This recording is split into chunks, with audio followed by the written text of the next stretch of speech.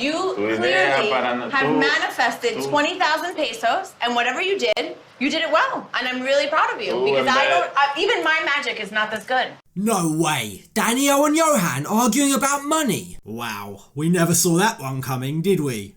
¿Qué tú opinas? ¿Qué tú sugieres?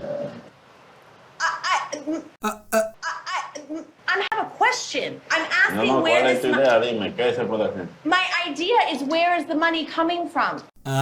No, Daniele, that's not an idea. That's a question. In fact, it's more an accusation. And with the greatest respect, I don't think you're the right person to be giving business and financial advice. I'm not sure that he knows how to manage a business. The income column needs to be much larger than the expense column. Yeah, that's right. How did that work out for your business, Daniele? $80,000 of business debt, not to mention $36,000 owed in rent, isn't exactly the sort of thing you can just manifest. How are you going to afford it? I'm going to manifest it.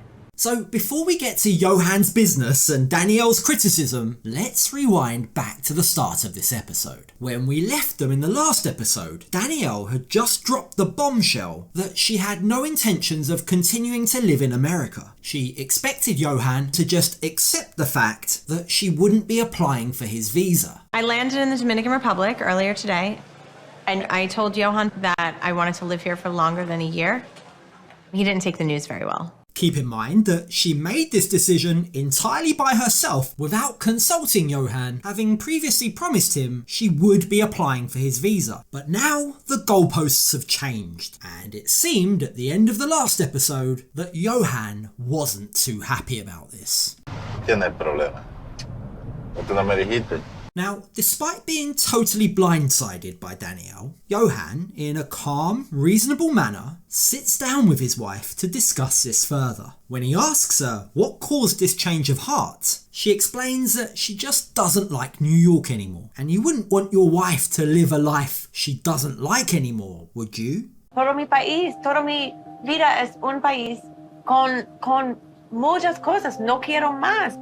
So, ¿tú quieres una esposa miserable? That comes across as very manipulative, doesn't it? She's essentially threatening him by saying the entire responsibility for her future happiness rests on him going along with her plan, which isn't fair. And in a bid to try and come up with a compromise or a solution that they'll both be happy with, Yohan suggests trying things Daniele's way, but that they don't close the door entirely to a possible return. Si estamos bien aquí, no hay necesidad de ir a tu país a trabajar. Sí. Y si no nos va bien aquí, vamos a tener que ir a tu país. Okay. Perfecto. What a fair, reasonable idea that Yohan has. So, remind me again, who's 10 years older than who? I mean, you've got to respect the fact that he dealt with that without getting angry, without raising his voice or arguing. But it does lead to the question, if moving to America was his dream, why did he give in so quickly? Danielle, como americana, ella no tiene un concepto claro de cómo es la vida aquí.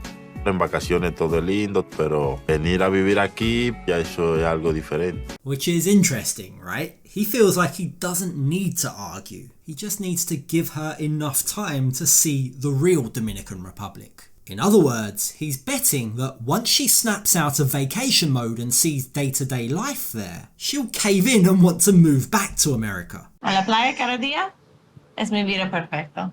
Sí, es porque yo quiero vivir aquí. So, assuming that she won't be able to live every single day on the beach, just how different is life in the DR? How much of a culture shock will this be for Daniele? Well, take for example Yohan's living conditions. He and Daniele will be spending 2 days at Yohan's family home, the place where he still lives. Keep in mind, this is a home with no running water in the bathrooms, where 16 people live under one roof. Con mis dos hermanas, tengo 10 sobrinos, más un hermano. En total seríamos más o menos como 16. Mucha gente, mucha gente. And even though his family are very welcoming and happy to have Daniele around, we can't overlook the fact, even though they're joking about it, that now that Yohan and Daniele are married, Yohan moving out of the home will directly impact all of them. Ella tiene más comida por la familia cuando él no está aquí. Buena idea. But of course, it goes beyond just having more food. Yohan sees this, and in particular the opportunity to go to America, as a way to help his entire family. Mi sueño es irme a los Estados Unidos a vivir con Daniel y mi familia también tiene ese sueño. Eso es un sueño para todo dominicano. It shouldn't be a surprise to anyone that he wants to earn money. He wants to help his family. I mean, his love of the dollar is tattooed on his skin, there for all to see. But going back to the reality of life in the Dominican Republic, after a short time talking with Yohan's family, Daniele and Yohan excuse themselves and go to their room. And it's here that we begin to see the first signs that she's actually very uncomfortable. This falls well short of the standards she's used to. It's a lot of people. It's hot, there's no air conditioning, and after like 24 hours, I start to get mean, and no one wants to be around me when I'm mean. And we learn the next morning just how high maintenance Daniele is. You see, the inconvenience of being at Yohan's house makes her 10-step skincare routine much more difficult. At home, I have a 10-step skincare routine every morning and night. It's really hard for me to complete all of those steps at Yohan's house, so I have to do the best that I can. Now, one of the things that she's missing that enables her to do her 10-step beauty regime twice a day is a fridge. Que necesito un baño grande con un refrigerator por mi cara. Refrigerador. Sí, Al baño. sí. And you can tell from Yohan's face that this is comical to him. She lives in an alternate world. He doesn't even have running water in his bathroom, but she's talking about a fridge. Está raro. ¿Y para qué? El freezer es para agua, comida. Y cara. Now, this whole idea of a fridge becomes important in just a second. Why? Well, we learn that Yohan has actually started his own business, a butcher's shop. A few months after Yohan and I got married, he told me that he opened up a butcher shop. I am really excited to see his butcher shop because I'm so proud of him. Ah, finally! Some supportive, encouraging words from Daniele. She's proud of him. So how exactly does she show her support? Well, she is encouraging for a second or two, until she steps into the shop. Wow. We've arrived, my love. This is our business, says Yohan, looking very proud of himself. But Daniele can't hide her disgust. She seems appalled at the fact that Yohan is keeping his meat unrefrigerated, with flies buzzing around. You need meat to be cold. I don't know how to say that in Spanish, but meat needs to be cold. La carne se sirve afuera para que la gente la vea. Ah, welcome to the reality of living in the Dominican Republic, Daniele. You see, whilst this is no doubt jarring to a lot of people, the fact is, this is how butcher shops function in many developing nations. It might not be what she's used to, but this is everyday life for these people. Bugs. Mosca. Sí. Toda la carnicería hay mosca por la carne. En mi país no hay Estoy hablando afuera. aquí, Sin no tu aire. país. No. Oye, aquí, no estamos en tu país. Even after Yohan tries to tell her this is the norm in this country, she continues to look at him like he's stupid and berates him like he's done something wrong. That can't be good. There's bugs. How do you eat food with bugs on it?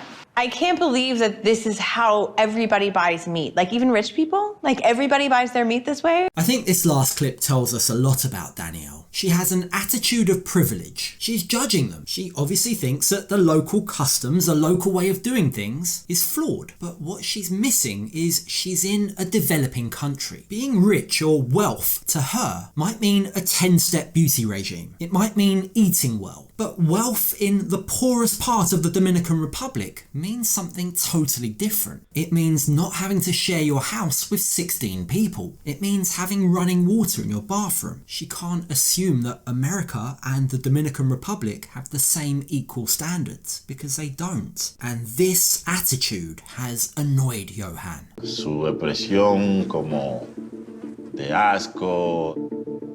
No esperaba eso. What's sad to see is how within minutes of being there, without understanding how butcher shops work in the Dominican Republic, she's defaulted back to criticising and jumping to the conclusion Yohan doesn't know what he's doing. He obviously doesn't know how to run a business.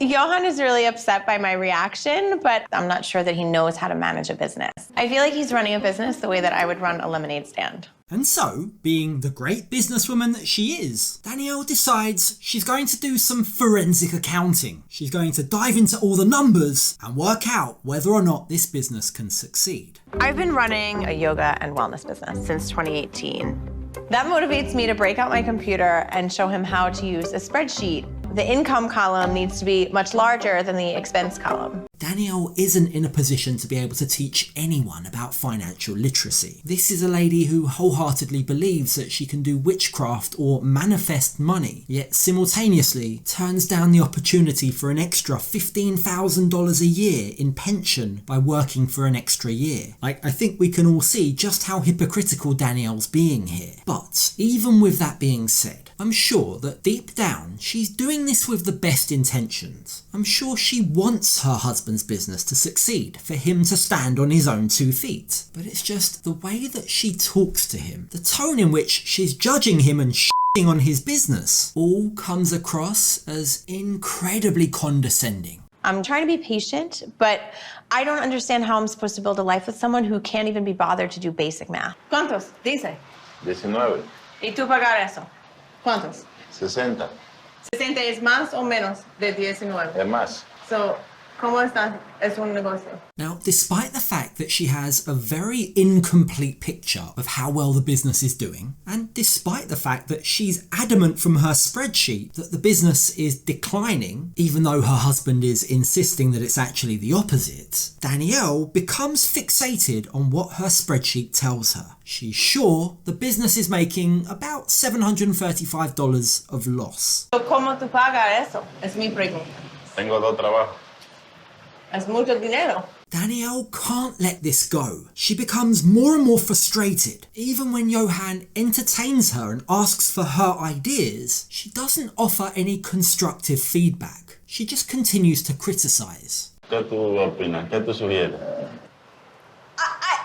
I have a question. I'm asking No, where ¿cuál es this tu idea? Dime, ¿qué se puede hacer? My idea is where is the money coming from? Yohan has 2 jobs. From what we know, he hasn't asked Danielle for any money for this business. He's been paying for it all himself. He's proud of it. He employs his family within the business. Yet, within minutes of coming, Danielle has just rained on his parade. You did it well, and I'm really proud of you because even my magic is not this good. And that lack of support, in the most humiliating, condescending way, has left Yohan very deflated. Tú en vez de darme ánimo para el negocio, tú lo que me quitaste todo el ánimo. Yo lo que tengo ganas es de quitar la carnicería y no vender más. Given Danielle's dreams of living permanently in the Dominican Republic, she, more than anyone, should be Yohan's biggest cheerleader. She should want this business to work. But that's just not how you show your support. It seems like Danielle is more preoccupied with the fear, the risk, the worry that the business will fail and she'll be the one left footing the bill, as opposed to the possibility that it will succeed. I hope he doesn't think that I'm going to be his sugar mama, because that's not my plan. But here's the thing, Danielle. If he hasn't asked you for money, if he's working 2 jobs to be able to fund the business himself, then all you're doing right now is choosing to focus on the negatives without knowing the full picture. Sadly, from all we've seen so far of Danielle, I get the sense that that might just be her nature. She seems to be a glass half empty kind of lady, and you can see how that will get very annoying very quickly for those around her.